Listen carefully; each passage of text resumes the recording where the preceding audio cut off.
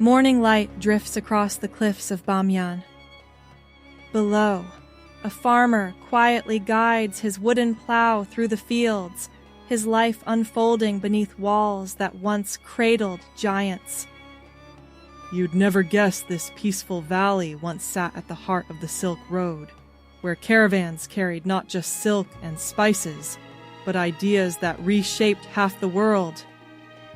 Nearly 6,500 feet above sea level, Bamiyan lies in the core of Afghanistan's Central Highlands. A land of thin air, long winters, and a silence that feels ancient. Snow from the Hindu Kush melts into rivers that bring life to orchards and plains far, far beyond these mountains. This is Afghanistan in 2025. And the Silk Road is whispering again. Before Islam reached these valleys, Afghanistan was one of Buddhism's great frontiers, where Indian monks and Persian artisans met to carve faith into stone. 1,500 years ago, they sculpted 2 colossal Buddhas into these cliffs. The tallest in the world at the time, painted in colors that caught the first light of dawn. Around them stretched hundreds of caves, once filled with monks and vivid murals. A mountainside sanctuary watching over the heart of Asia. They survived earthquakes, centuries of wind and rain, even the fury of Genghis Khan's army when the valley was laid to ruin. At the valley's eastern gate, 2 ancient fortresses still cling to the ridges. Shar-e-Zohak, the Red City, and Shar-e-Golgola, the City of Screams. For centuries, they guarded Bamiyan, protecting the route that once linked Persia to the mountains beyond. When the Mongols swept in, the Red City fell first. Its walls burned, its defenders erased. Golgola followed soon after. Legend says the king's daughter betrayed the stronghold, and no one inside survived. Their ruins still cling to the ridges, silent reminders of the glory and grief this valley has endured. But in 2001, the giants fell. Today, the niches stand empty, yet not forgotten. A new generation is using light to bring them home. West of Bamiyan, the colors of the land shift. The stone softens, the air cools, and water appears where you'd least expect it. 6 deep blue lakes hang suspended between white limestone cliffs, glowing like sapphires in the desert light. This is Band-e Amir Engu, the Commander's Dam, a name locals tie to Imam Ali, who they say struck the cliffs and released the waters overnight. Today, it stands as Afghanistan's first national park, a sanctuary of stillness in a land shaped by extremes. Each lake is ringed by natural travertine walls, mineral dams formed over centuries by snowmelt from the Hindu Kush, creating one of the world's rarest natural lake systems. Seen from above, their colors shift from deep sapphire to turquoise, divided by ridges of white stone and surrounded by high-altitude steppe. In summer, locals fish or drift across the mirror-still surface in small wooden boats. It's hard to believe that in a country this arid, water can look this pure. Science says, mineral springs, 10,000 years in the making. Faith says, a miracle. Both are true. Beyond Band-e Amir, the road winds through wind-carved valleys and lonely plateaus where color fades once more. The water vanishes, and the earth returns to shades of rust and stone. Here, in the remote Central Highlands, the ruins of Chahelberg rise from the horizon. a medieval fortress complex nearly 9 centuries old. Its name means the Fort of 40 Towers. Built under the Ghorid Empire, it once guarded the trade routes linking Bamiyan to the west. When the Mongols swept through in the 13th century, Chehelberg was destroyed. Its towers shattered, its garrisons erased from history. Now, its crumbling walls blend into the cliffs themselves, their outlines barely distinguishable from the mountains that swallowed them. Few come this way now. Standing among its weathered stones, you can almost hear the echo of soldiers who once watched the caravans pass and the long silence that followed their fall. Past Chehelberg, the mountains close in again. The road narrows beside a winding river, the cliffs rising higher with every turn. And then, out of the dust and silence, something impossible appears. This is the minaret of Jam. Built in the 12th century under the Ghorid Empire, which once ruled a vast territory stretching from Iran to India. It stood at the heart of Firuzkoh, the Ghorid capital, a thriving city that vanished long ago, lost to floods and earthquakes. At 213 feet, it remains one of the world's tallest brick minarets. Its surface is covered in Kufic calligraphy and geometric patterns that still shimmer after more than 800 years. Some believe it was built to celebrate a great victory. Others see it as a symbol of faith. Local legend even links it to the lost city of the prophet Jonah, adding another layer of myth to its silence. For centuries, the minaret lay hidden, protected by isolation until it was rediscovered in the 1950s. Today, it's recognized as a UNESCO World Heritage Site in danger. A masterpiece of Islamic architecture in Central Asia, and one of the last traces of a civilization the world almost erased.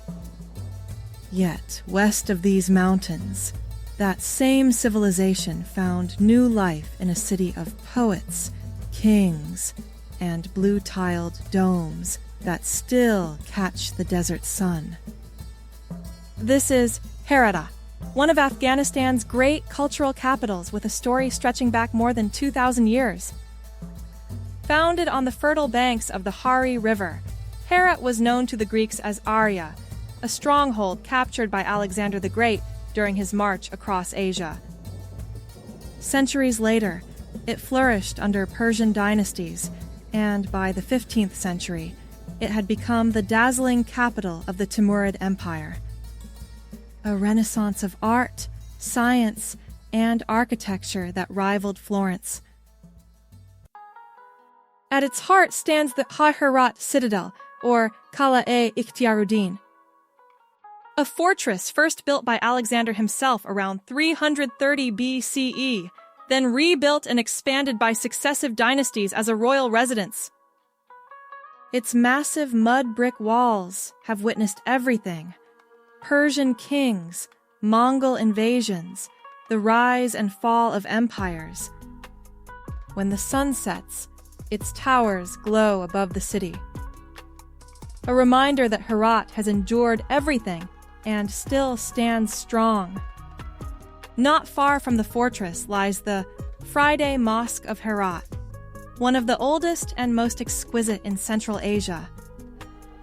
Every inch of its surface shimmers with turquoise and cobalt tiles arranged in patterns so intricate they seem alive. Originally built in the 13th century and perfected by Timurid craftsmen, it remains a masterpiece of Islamic geometry, a vision of order and beauty that has survived earthquakes and centuries of turmoil. North of the mosque, ruins stretch across an open plain, the remnants of the Musalla complex. Once one of the grandest ensembles in the Islamic world, commissioned in the 15th century by Queen Gohar Shad, it included a madrasa, mosque, mausoleums, and towering minarets, some rising 180 feet, their surfaces glazed in blue and turquoise tile. The surviving inscriptions blend Persian poetry with Quranic verses, reflecting Herat's harmony of art and faith. Though earthquakes and centuries of neglect have reduced it to fragments, the remaining minarets still pierce the skyline. A quiet reminder of Herat's golden age when calligraphers, astronomers, and poets shaped the soul of an empire. Leaving Herat behind, the road climbs north through dry hills and open plains. The city's turquoise domes fade from view, replaced by silent ridges and the sound of the wind. This is the Band-e Pass, a mountain corridor linking Herat with the northern provinces. Its name means the Green Dam, though the landscape is rarely green. For centuries, caravans and armies crossed here, the same route that once carried goods and ideas between Persia and Central Asia. Today it remains a lifeline between Herat and the north. A road that threads through a land both unforgiving and endlessly beautiful. Beyond this point, towns grow sparse and Afghanistan returns to what it has always been: rugged, tranquil, and captivating. Northern Afghanistan has always been different, more fertile, more connected, a meeting point between Central Asia and the steppes beyond. For thousands of years, this region has been a cradle of civilization. And nowhere tells that story better than Balkh, often called al-Balad, the mother of cities.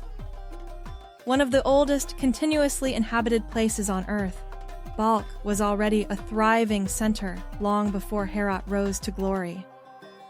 It was once the capital of the Greco-Bactrian kingdom, later home to Persian kings and among the earliest centers of Buddhism in Central Asia.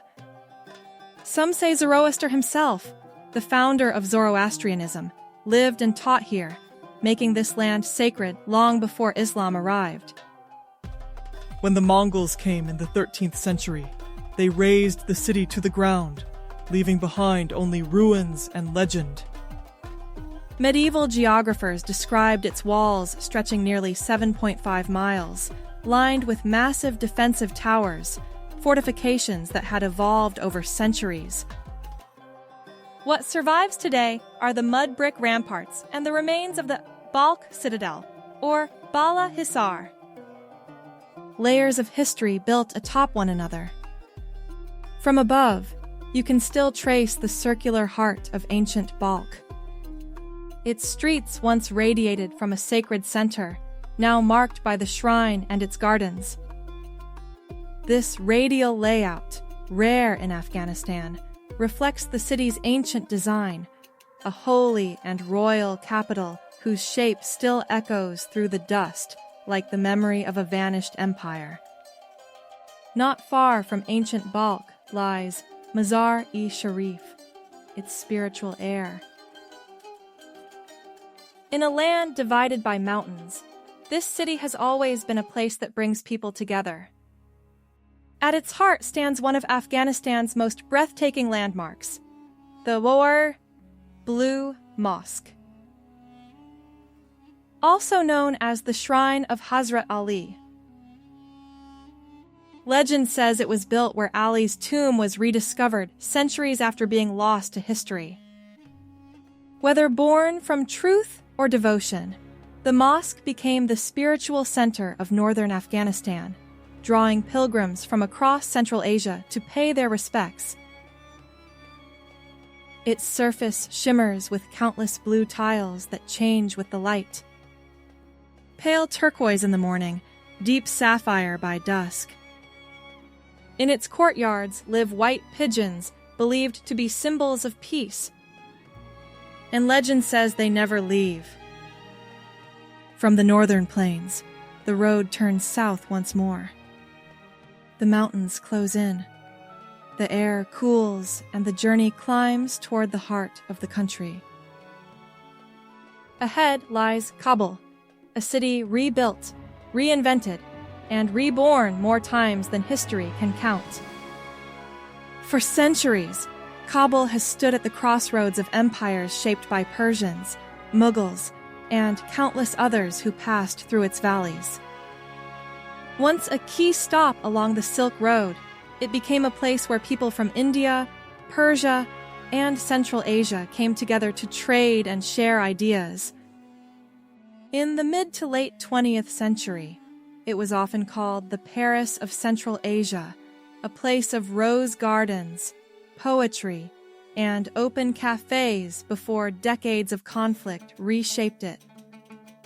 You can still feel traces of that spirit in the bazaars where merchants call out from behind stalls of spices, copperware, and dyed fabrics. Among the treasures sold here, none carries Afghanistan's soul quite like its hand-woven carpets. Woven in villages from Herat to Mazar, each carpet reflects the life of its maker. The patterns of the land, the rhythm of the seasons, and traditions passed down through generations. The dyes come from the earth: pomegranate skins, walnut shells, madder roots giving the deep reds and blues that mark Afghan design. Once finished, the carpets make their way through Kabul's markets, continuing a trade that has connected Afghanistan to the world for hundreds of years. High above the sprawl on the slopes overlooking the valley lie the gardens of Babur.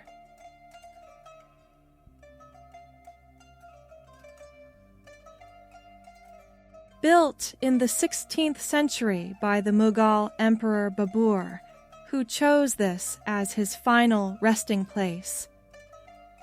The gardens remain an island of calm above the noise. Terraces of marble and flowing water descend toward the city below. A design meant to mirror paradise itself. From these gardens, Babur once looked north to the Hindu Kush and south to the plains he had conquered. Above the city rises the Bala Hisar, Kabul's ancient citadel, watching over the valley since the 5th century. It has been rebuilt by kings, shattered by invasions, and scarred by modern wars. Yet it still stands, a symbol of endurance in a city that never stops rebuilding. Not far away stands Darul Aman Palace, the Palace of Peace. Built in the 1920s under King Amanullah Khan as part of his vision for a modern, independent Afghanistan, it once symbolized progress and hope. Decades of conflict left it in ruins, but its recent restoration has returned it to its former grandeur. East of Kabul, the road descends into the Mahipar Gorge, a narrow passage of rock and river where the mountains seem to close around you. Bridges span the gorge, linking a road long used by traders, soldiers, and wanderers alike. A route that has seen both commerce and conflict for centuries. Here, the remnants of empire give way to wilderness, and Afghanistan reveals its raw, untamed beauty once more. Beyond the gorge, the road continues through a region of striking beauty. A land of deep valleys, clear rivers, and forested slopes that seem to rise endlessly into the clouds. This is eastern Afghanistan, where rugged mountains meet pockets of fertile green and villages perch on terraces carved from stone. The air here feels different. Cooler, fresher, alive with the sound of water and wind. Though scarred by years of conflict, it remains one of the country's most breathtaking and least explored regions. Amid this landscape lies Nuristan, once called Kafiristan, the land of the infidels, until its people embraced Islam in 1896, and it became the land of light. Here, mist clings to the trees in the morning, and sunlight filters through the canopy. A rare sight in a country known for desert and stone. Wooden homes rise from the hillsides. Their carved balconies and bridges built from the very forest that surrounds them. The Nuristanis preserve a culture unlike any other in Afghanistan. Their songs, carvings, and festivals echo traditions that reach back to pre-Islamic times and perhaps even to Indo-Iranian or Greek ancestors. Some scholars believe Alexander's soldiers once passed through these valleys. Their legends still recall Alexander's troops, and traces of ancient mountain faiths linger in their folklore. Few outsiders ever reach these valleys. Hidden behind mountains and cut off by the lack of roads, it remains one of Afghanistan's most remote and least documented regions. From Nuristan, the mountains climb higher still until the forests fade and the air thins. The valleys narrow into the Wakhan Corridor, a remote strip of land stretching between Tajikistan, Pakistan, and China. Stone villages line the banks of the Wakhan River, their fields of barley and potatoes bright against the barren slopes. For centuries, this valley has linked Central Asia with the Indian subcontinent. A thread of life and trade that once carried caravans, monks, and explorers across the roof of the world. About 220 miles long and only 12 to 37 miles wide, the corridor was drawn on maps during the Great Game of the 19th century, a buffer between Russian and British ambitions. Farther east, the land rises above 13,000 feet into the Afghan Pamir. A vast wind-swept world where the Hindu Kush, Pamir, and Karakoram ranges converge. The air is thin, the wind sharp, and the silence endless. Snow-capped peaks shimmer in every direction, some soaring beyond 23,000 feet, many still unclimbed and unnamed. Nomadic Wakhi and Kyrgyz families still move with the seasons, herding yaks across these high plateaus along routes unchanged for millennia. At its farthest edge, the Swakcher Pass touches China. Though no road crosses it, only glaciers and silence separate the two worlds. As dusk falls, the road climbs north once more. The desert fades to gold, then disappears into the mountains. Night settles over Bamiyan. The cliffs darken, and then light returns, flickering across the valley, touching the same fields, the same river, the same people who have always lived here. The same hands that work the land by day now keep their history alive through light.